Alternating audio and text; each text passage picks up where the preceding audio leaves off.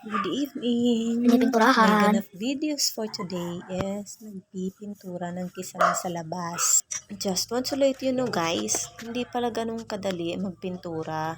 Akala ko ang dali-dali lang kasi nung tinignan ko yung nagpipintura dito sa loob ng bahay namin, sabi ko ay easy lang, kaya ko nang gawin yung sa labas na konting kisame na pinakabit namin.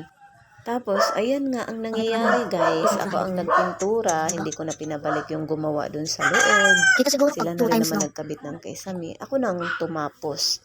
Hindi ko na sila pinabalik. And then, Ingat I mo. realized na Makamahulog ka. mahirap pala. Kailangan talaga pantay ang pagkalagay ng pintura. Kasi pag hindi, ang pangit. Actually, yung pader na yan, pipinturahan ko din yan. Pero inuna ko muna yung taas. At least na-experience ko, di ba?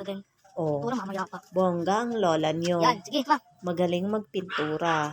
O, di ba? Kaya kayo dyan, Siguro baka pag 2 gusto times nyo na, ma. ng taga-pintura. Ito, i-hire nyo na ako. Yan. Mura lang to. Diba? Wala na. Di ba, Doon guys? meron pa eh. Oh, Yun. joke Ito, and itong joke. black na By yan, the way, wire yan. guys, Ito namang mga masaya pa rin naman mga, kahit hindi tayo nakakapagod. Kasi Bumalik naranasan ulit ko. kasi hindi pa Hindi makapagpagawa lang yung latex. talagang Saka ito din. akala mo kasi pag tinitignan yung mga gumagawa, easy lang. Yung Pintura pala, din yan. mahirap at saka nakakangalay kasi kisame yung pinipinturahan.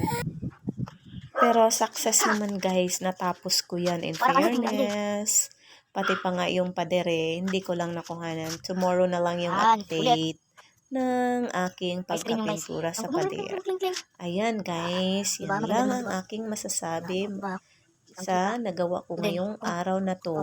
Actually, naglinis din ako sa loob. Sobrang napakadaming alikabok guys. Ang hirap pala magpaayos ng bahay. Ang dami mo ring ililigpit pagkatapos at saka lilinisin. Grabe. Pagod na pagod ang modran nyo ngayong buong araw na to. Nakakapagod siya pero worth it naman kasi nakikita mo naman yung magandang resulta sa mga pinapagawa mo. Yun lang guys. Thank you for watching my video again. Bye-bye.